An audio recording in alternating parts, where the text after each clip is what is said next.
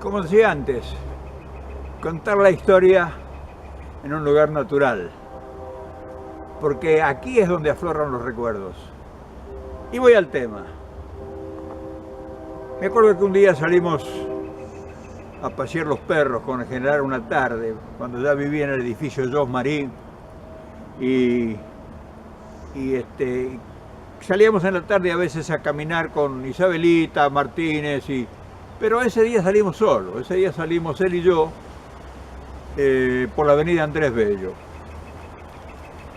Entonces, entre tantas cosas que el general siempre contaba y que él era una fuente inagotable de sabiduría y de recuerdos, y yo me callaba la boca porque era un encanto oírlo. Pero yo me había convertido en esos tiempos ya en un fotógrafo casi oficial de Perón. O sea, ya voy a contar la historia de la fotografía y todo, pero en este caso voy a contar, yo me había convertido ya por pedido específico del general en el fotógrafo de Perón. Así decía, usted es el fotógrafo de Perón. Entonces, todo tipo que llegaba a Venezuela, todo personaje que llegaba de Argentina a Venezuela, que ya empezó después de la salida, de la huida, de la fuga del penal de Río Gallegos, empezó a venir un aluvión hacia Caracas. Caracas se convirtió en la meca del peronismo. Entonces venía una cantidad de gente, decía el general, y ahora están saliendo debajo de la cama todos los peronistas. Es broma, pero decía una gran verdad. Entonces, todo ese personaje que llegaba quería llegar a una foto de Perón. Entonces me dijo un día Perón, usted, dice, cuando vea que uno se para al lado mío, le encaja una foto. Dice, y después se la vende. ¿Quién nos va a querer tener una foto al lado de Perón? Dice, y con eso usted se ayuda a vivir. Dice, pero, y entonces seguimos caminando, dice, pero hijo, dice, no sé, dice, le quería decir algo. Dice, vea, cuando en el grupo de gente se pone Isabelita al lado de nosotros, trate de que la nena no salga en la foto. Dice, no conviene que vayan a la Argentina esa foto, ¿me entiende usted? Me dice, o sea, no quería mostrarla a Isabelita.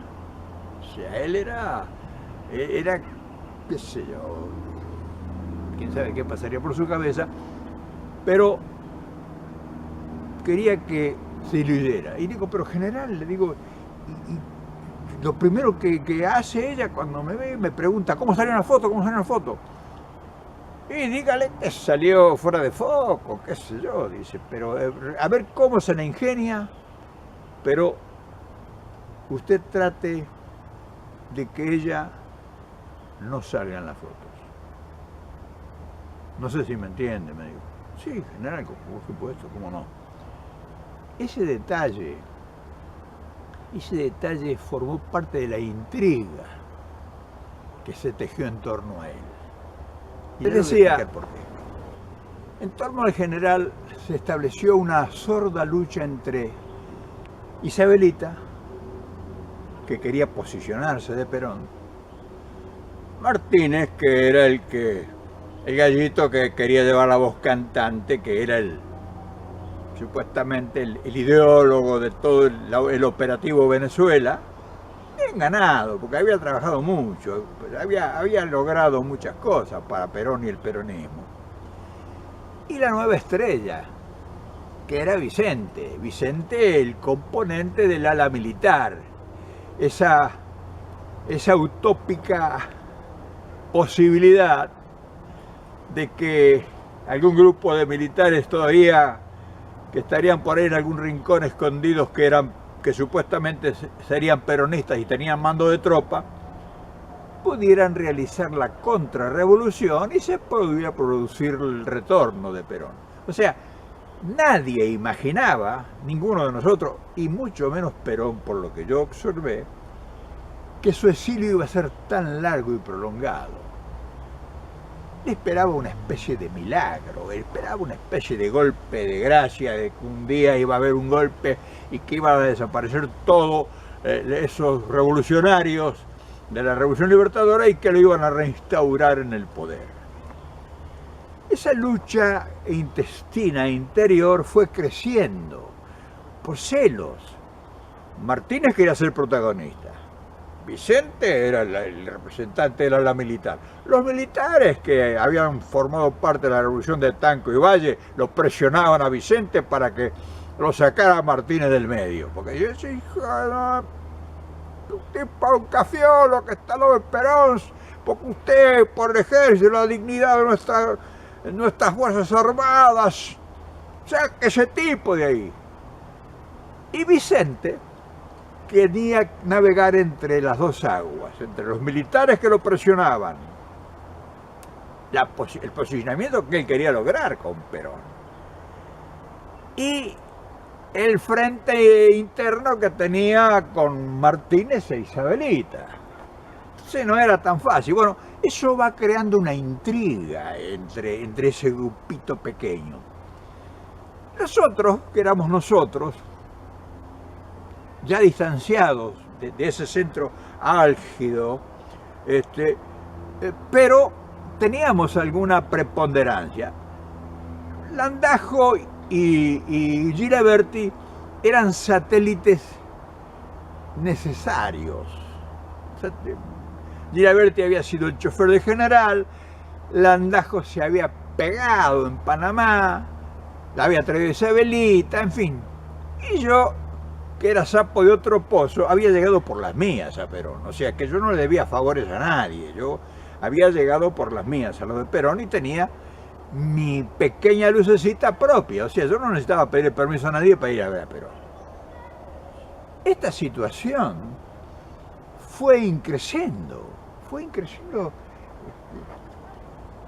a tal extremo